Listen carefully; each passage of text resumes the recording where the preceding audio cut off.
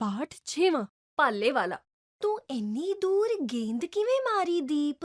ਗੌਰਵ, ਮੈਂ ਹਰ ਰੋਜ਼ ਪ੍ਰੈਕਟਿਸ ਅਭਿਆਸ ਕਰਦਾ ਗੇਂਦ ਮਾਰਨ ਦਾ। ਹਾਂ, ਤੇਰੇ ਮਾਰਨ ਦੇ ਢੰਗ ਤੋਂ ਹੀ ਪਤਾ ਚੱਲ ਰਿਹਾ ਸੀ ਦੀਪ ਕਿ ਤੂੰ ਕਿੰਨਾ ਅਭਿਆਸ ਕਰਦਾ ਹੈ। ਹਾਂ ਯਾਰ, ਬਸ ਮੈਂ ਵੀ ਨੀਰਜ ਚੋਪੜਾ ਵਾਂਗ 올림픽ਸ ਵਿੱਚ ਸੋਨ ਤਗਮਾ ਜਿੱਤਣਾ ਚਾਹੁੰਦਾ ਤੇ ਭਾਰਤ ਦਾ ਨਾਂ ਰੌਸ਼ਨ ਕਰਨਾ ਚਾਹੁੰਦਾ ਹਾਂ। ਨੀਰਜ ਚੋਪੜਾ? ਉਹ ਕੌਣ ਹੈ?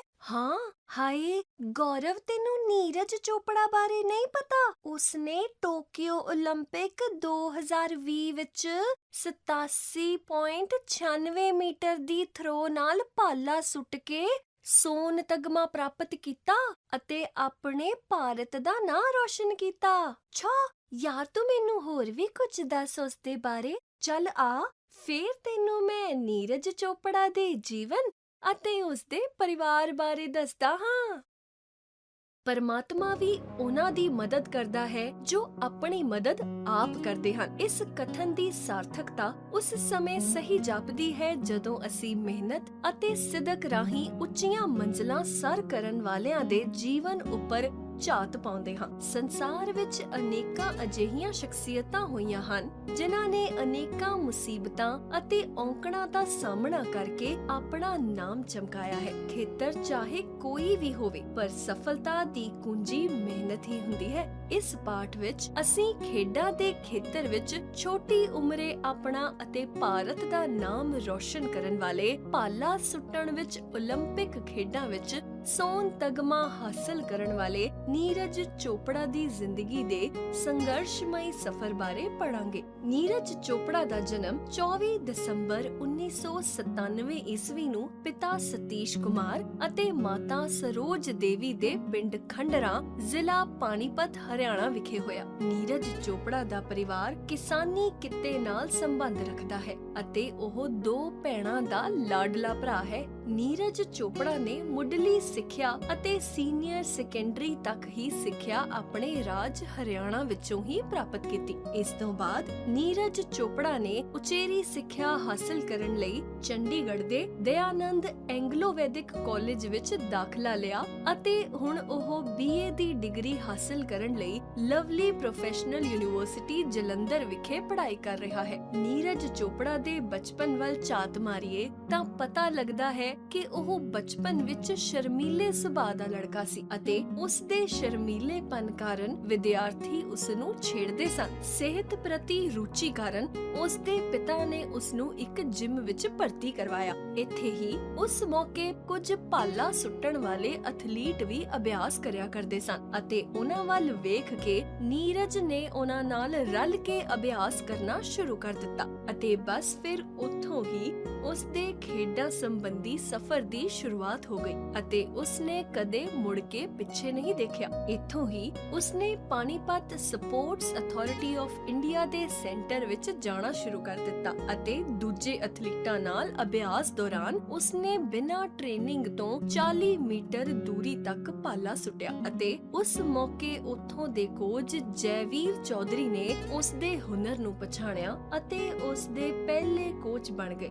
ਜੈਵੀਰ ਚੌਧਰੀ ਕੋਲੋਂ ਭਾਲਾ ਸੁੱਟਣ ਦੇ ਕੁਝ ਸ਼ੁਰੂਆਤੀ ਨਿਯਮ ਸਿੱਖ ਕੇ ਨੀਰਜ ਚੋਪੜਾ ਨੇ ਜ਼ਿਲ੍ਹਾ ਪੱਧਰ ਦੇ ਮੁਕਾਬਲੇ ਵਿੱਚ ਪਹਿਲੀ ਵਾਰ ਕਾਂਸੇ ਦਾ ਤਗਮਾ ਹਾਸਲ ਕੀਤਾ। ਪਹਿਲੇ ਤਗਮੇ ਰਾਹੀਂ ਉਸ ਨੂੰ ਆਪਣੇ ਉੱਪਰ ਭਰੋਸਾ ਵਧਿਆ ਅਤੇ ਉਸਨੇ ਹੋਰ ਤਕਨੀਕੀ ਢੰਗ ਸਿੱਖਣ ਲਈ ਆਪਣੇ ਪਰਿਵਾਰ ਕੋਲੋਂ ਪਾਣੀਪਤ ਰਹਿਣ ਦੀ ਆਗਿਆ ਲਈ। ਆਤਮ ਵਿਸ਼ਵਾਸ ਅਤੇ ਲਗਨ ਸਾਨੂੰ ਮੰਜ਼ਿਲ ਤੱਕ ਪਹੁੰਚਾਉਣ ਵਿੱਚ ਸਹਾਈ ਹੁੰਦੇ ਹਨ। ਇਹੀ ਆਤਮ ਵਿਸ਼ਵਾਸ ਨੀਰਜ ਚੋਪੜਾ ਅੰਦਰ ਵੀ ਪੈਦਾ ਹੋ ਚੁੱਕਿਆ ਸੀ। ਆਪਣੇ ਪਹਿਲੇ ਕੋਚ ਜੈਵੀਰ ਚੌਧਰੀ ਕੋਲ 1 ਸਾਲ ਟ੍ਰੇਨਿੰਗ ਕਰਨ ਤੋਂ ਬਾਅਦ 13 ਸਾਲ ਦੀ ਉਮਰ ਵਿੱਚ ਉਹ ਭਾਊ ਦੇਵੀ ਲਾਲ ਸਪੋਰਟਸ ਕੰਪਲੈਕਸ ਪੰਚਕੂਲਾ ਵਿੱਚ ਦਾਖਲ ਹੋਇਆ। ਇਹ ਉਹ ਜਗ੍ਹਾ ਸੀ ਜਿੱਥੇ ਉਸ ਲਈ ਸਾਰੀਆਂ ਸੁਵਿਧਾਵਾਂ ਮੌਜੂਦ ਸਨ। ਇੱਥੇ ਰਹਿੰਦਿਆਂ ਉਸਨੇ ਕੋਚ ਨਸੀਮ ਅਹਿਮਦ ਕੋਲੋਂ ਟਰੈਕ ਉੱਪਰ ਦੌੜਨ ਦੀ ਸਿਖਲਾਈ ਪ੍ਰਾਪਤ ਕੀਤੀ। ਇੱਥੇ ਹੀ ਉਸਨੇ ਆਪਣੀ ਖੇਡ ਪ੍ਰਤੀ ਲਗਨ ਕਾਰਨ ਆਪਣੇ ਦੋਸਤ ਪਰਮਿੰਦਰ ਸਿੰਘ ਨਾਲ ਰਲ ਕੇ ਵੀਡੀਓ ਦੇਖ ਕੇ ਦੂਜੇ ਚੈਂਪੀਅਨਾਂ ਦੀ ਖੇਡ ਸ਼ੈਲੀ ਨੂੰ ਅਪਣਾਇਆ ਅਤੇ ਹੋਰ ਕਈ ਢੰਗ ਤਰੀਕਿਆਂ ਬਾਰੇ ਡੂੰਘੀ ਪੜਤਾਲ ਕੀਤੀ। ਹੁਣ ਉਸਨੇ ਅਭਿਆਸ ਅਤੇ ਤਕਨੀਕ ਦੀ ਮਦਦ ਨਾਲ ਆਪਣੀ ਭਾਲਾ ਸੁੱਟਣ ਦੀ ਸਮਰੱਥਾ ਨੂੰ 55 ਮੀਟਰ ਤੱਕ ਦੀ ਦੂਰੀ ਤੱਕ ਪਹੁੰਚਾ ਲਿਆ ਅਤੇ ਜਲਦੀ ਹੀ national junior athletics championship Lucknow ਵਿਖੇ 27 ਦਸੰਬਰ 2012 ਨੂੰ ਨਵੇਂ ਰਾਸ਼ਟਰੀ ਰਿਕਾਰਡ 68.40 ਨਾਲ ਸੋਨ ਤਗਮਾ ਪ੍ਰਾਪਤ ਕੀਤਾ। ਯੂਕਰੇਨ ਵਿੱਚ 2013 ਵਿੱਚ ਹੋਏ ਵਿਸ਼ਵ ਯੁਵਾ ਚੈਂਪੀਅਨਸ਼ਿਪ ਰਾਹੀਂ ਉਸਨੇ ਆਪਣੇ ਅੰਤਰਰਾਸ਼ਟਰੀ ਕੈਰੀਅਰ ਦੀ ਸ਼ੁਰੂਆਤ ਕੀਤੀ। ਆਪਣੇ ਅੰਤਰਰਾਸ਼ਟਰੀ ਮੁਕਾਬਲਿਆਂ ਵਿੱਚ ਨੀਰਜ ਨੇ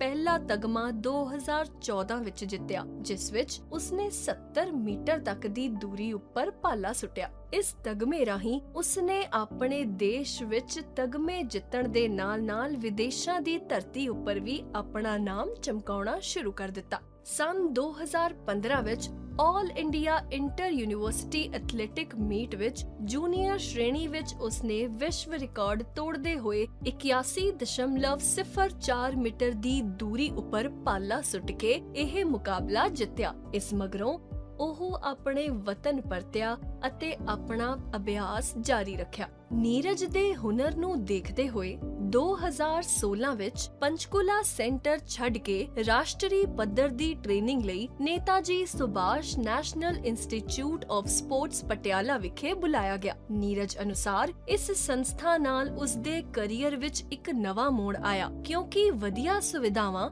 ਅਤੇ ਵਧੀਆ ਸੰਤੁਲਿਤ ਖੁਰਾਕ ਨੇ ਉਸਦੇ ਮਨੋਬਲ ਨੂੰ ਉੱਚਾ ਕੀਤਾ। ਇੱਥੇ ਹੀ 2010 ਕਾਮਨਵੈਲਥ ਖੇਡਾਂ ਦੇ ਕਾਂਸੀ ਤਗਮਾ ਪ੍ਰਾਪਤ ਕੋਚ ਕਾਸ਼ੀਨਾਥ ਨਾਇਕ ਨੂੰ ਉਸਦਾ ਕੋਚ ਨਿਯੁਕਤ ਕੀਤਾ ਗਿਆ। ਇੱਥੇ ਉਸਨੇ ਕੜੀ ਮਿਹਨਤ ਨਾਲ ਸਖਤ ਅਭਿਆਸ ਕੀਤਾ। ਨੀਰਜ ਚੋਪੜਾ ਦੇ ਇਸ ਅਭਿਆਸ ਦੌਰਾਨ ਮੁਸ਼ਕਲਾਂ ਵੀ ਉਸਦੇ ਨਾਲ ਚਲਦੀਆਂ ਰਹੀਆਂ, ਫਿਰ ਵੀ ਉਸਨੇ ਆਪਣਾ ਯਤਨ ਜਾਰੀ ਰੱਖਿਆ। ਅਭਿਆਸ ਅਤੇ ਮਿਹਨਤ ਸਦਕਾ ਉਸਨੇ ਪੋਲੈਂਡ ਵਿਖੇ 86.48 ਮੀਟਰ ਦੀ ਦੂਰੀ ਤੈਅ ਕਰਕੇ ਉਸਨੇ ਵਿਸ਼ਵ ਜੂਨੀਅਰ ਰਿਕਾਰਡ ਪੈਦਾ ਕੀਤਾ ਅਤੇ ਅਜਿਹਾ ਪਹਿਲਾ ਭਾਰਤੀ ਬਣਿਆ ਜਿਸਨੇ ਭਾਲਾ ਸੁੱਟਣ ਵਿੱਚ ਇਹ ਵਿਸ਼ਵ ਰਿਕਾਰਡ ਕਾਇਮ ਕੀਤਾ। ਇਸੇ ਦੌਰਾਨ ਸਾਊਥ ਏਸ਼ੀਅਨ ਖੇਡਾਂ ਵਿੱਚ ਵੀ ਉਸਨੇ ਹਿੱਸਾ ਲਿਆ ਅਤੇ ਉਸਦੇ ਪ੍ਰਦਰਸ਼ਨ ਨੂੰ ਦੇਖਦੇ ਹੋਏ ਭਾਰਤੀ ਫੌਜ ਵੱਲੋਂ ਉਸਦਾ ਸਨਮਾਨ ਕਰਦੇ ਹੋਏ ਉਸਨੂੰ ਸਿੱਧਾ ਜੂਨੀਅਰ ਕਮਿਸ਼ਨਡ ਅਫਸਰ ਵਿੱਚ ਨਾਇਬ ਸੂਬੇਦਾਰ ਦਾ ਅਹੁਦਾ ਦਿੱਤਾ।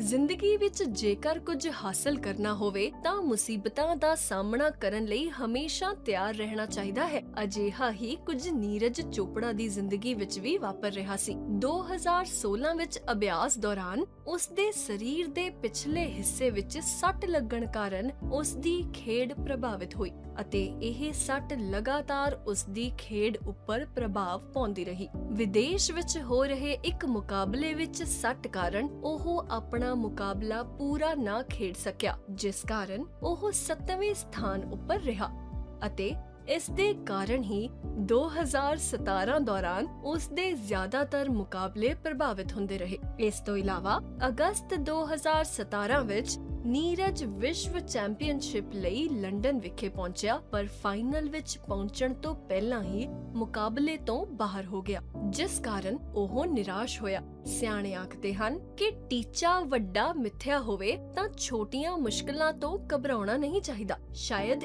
ਇਹੀ ਨੀਰਜ ਚੋਪੜਾ ਨੇ ਸੋਚਿਆ ਸੀ ਅਤੇ ਜਲਦੀ ਆਪਣੀ ਖੇਡ ਵਿੱਚ ਵਾਪਸੀ ਕਰਦੇ ਹੋਏ ਨੀਰਜ ਨੇ 2018 ਵਿੱਚ ਕਾਮਨਵੈਲਥ ਖੇਡਾਂ ਵਿੱਚ 86.47 ਮੀਟਰ ਦੀ ਦੂਰੀ ਉੱਪਰ ਭਾਲਾ ਸੁੱਟ ਕੇ ਪਹਿਲਾ ਭਾਰਤੀ ਬਣਿਆ, ਜਿਸ ਨੇ ਇਸ ਖੇਡ ਵਿੱਚ ਕਾਮਨਵੈਲਥ ਖੇਡਾਂ ਵਿੱਚ ਤਗਮਾ ਹਾਸਲ ਕੀਤਾ ਸੀ। ਅਗਸਤ 2018 ਵਿੱਚ 88.06 ਮੀਟਰ ਦੀ ਦੂਰੀ ਨਾਲ ਨਵਾਂ ਰਾਸ਼ਟਰੀ ਰਿਕਾਰਡ ਪੈਦਾ ਕੀਤਾ ਅਤੇ ਸੋਨ ਤਗਮਾ ਜਿੱਤਿਆ ਅਤੇ ਉਸਦੇ ਇਸ ਵਧੀਆ ਪ੍ਰਦਰਸ਼ਨ ਕਾਰਨ ਉਸਨੂੰ ਸਤੰਬਰ 2018 ਵਿੱਚ ਖੇਡਾਂ ਦੇ ਸਨਮਾਨ ਵਜੋਂ ਦਿੱਤੇ ਜਾਂਦੇ ਅਰਜੁਨ ਅਵਾਰਡ ਨਾਲ ਵੀ ਸਨਮਾਨਿਤ ਕੀਤਾ ਗਿਆ ਅਤੇ ਫੌਜ ਵਿੱਚ ਵੀ ਤਰੱਕੀ ਦੇ ਕੇ ਉਸਨੂੰ ਸੂਬੇਦਾਰ ਬਣਾ ਦਿੱਤਾ ਗਿਆ। ਸੱਟ ਕਾਰਨ ਉਸਦੀ ਖੇਡ ਵੀ ਪ੍ਰਭਾਵਿਤ ਹੋਈ ਅਤੇ ਅੰਤ 3 ਮਈ 2019 ਨੂੰ ਉਸਨੂੰ ਰੀੜ੍ਹ ਦੀ ਹੱਡੀ ਦਾ ਆਪਰੇਸ਼ਨ ਕਰਵਾਉਣਾ ਪਿਆ ਅਤੇ ਇਸ ਕਾਰਨ ਕਈ ਮੁਕਾਬਲੇ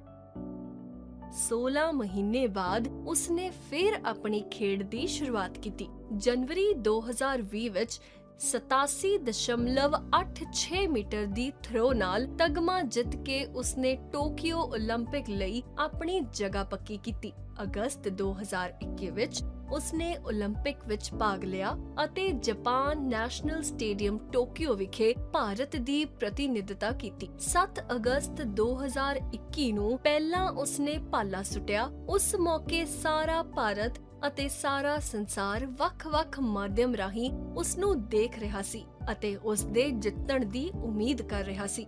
ਦੂਜੀ ਵਾਰ ਭਾਲਾ ਸੁੱਟਦੇ ਹੋਏ ਉਸਨੇ 87.58 ਮੀਟਰ ਦੀ ਦੂਰੀ ਉੱਪਰ ਭਾਲਾ ਸੁੱਟਿਆ ਅਤੇ 올림픽 ਖੇਡਾਂ ਵਿੱਚ ਸੋਨ ਤਗਮਾ ਹਾਸਲ ਕਰਕੇ ਭਾਰਤ ਅਤੇ ਦੇਸ਼ ਵਾਸੀਆਂ ਦਾ ਨਾਮ ਉੱਚਾ ਕੀਤਾ। ਅਭਿਨਵ ਬਿੰਦਰਾ ਤੋਂ ਬਾਅਦ ਉਹ ਦੂਜਾ ਭਾਰਤੀ ਬਣਿਆ ਜਿਸ ਨੇ 올림픽 ਵਿੱਚ ਸੋਨ ਤਗਮਾ ਹਾਸਲ ਕੀਤਾ ਸੀ। ਨੀਰਜ ਚੋਪੜਾ ਨੂੰ ਭਾਲਾ ਸੁੱਟਣ ਵਿੱਚ ਸੋਨ ਤਗਮਾ ਹਾਸਲ ਕਰਨ ਵਾਲਾ ਪਹਿਲਾ ਭਾਰਤੀ ਮੰਨਿਆ ਜਾਂਦਾ ਹੈ, ਪਰੰਤੂ ਕੁਝ ਇਤਿਹਾਸਕਾਰ ਅਤੇ ਅੰਤਰਰਾਸ਼ਟਰੀ 올림픽 ਕਮੇਟੀ ਅਤੇ ਭਾਰਤੀ 올림픽 ਐਸੋਸੀਏਸ਼ਨ ਪੈਰਿਸ ਵਿੱਚ 1900 ਵਿੱਚ ਸੋਨ ਤਗਮਾ ਹਾਸਲ ਕਰਨ ਵਾਲੇ ਨਾਰਮਨ ਪ੍ਰਿਚਰਡ ਨੂੰ ਐਥਲੈਟਿਕਸ ਵਿੱਚ ਪਹਿਲਾ ਸੋਨ ਤਗਮਾ ਹਾਸਲ ਕਰਨ ਵਾਲਾ ਭਾਰਤੀ ਮੰਨਦੇ ਹਨ। ਅੱਜ ਲੋੜ ਹੈ ਸਾਡੀ ਨੌਜਵਾਨ ਪੀੜ੍ਹੀ ਨੂੰ ਅਜਿਹੇ ਜਿੰਦਾ ਦਿਲ ਅਤੇ ਸੰਘਰਸ਼ਸ਼ੀਲ ਵਿਅਕਤੀਆਂ ਕੋਲੋਂ ਪ੍ਰੇਰਨਾ ਲੈਣ ਦੀ, ਕਿਉਂਕਿ ਅਜਿਹੀਆਂ ਸ਼ਖਸੀਅਤਾਂ ਆਉਣ ਵਾਲੀਆਂ ਪੀੜ੍ਹੀਆਂ ਲਈ ਪ੍ਰੇਰਨਾ ਸਰੋਤ ਬਣਦੀਆਂ ਹਨ। ਸਿੱਖਿਆ, ਨੀਰਜ ਚੋਪੜਾ ਅੱਜ ਦੀ ਯੁਵਾ ਪੀੜ੍ਹੀ ਲਈ ਪ੍ਰੇਰਨਾ ਸਰੋਤ ਹੈ।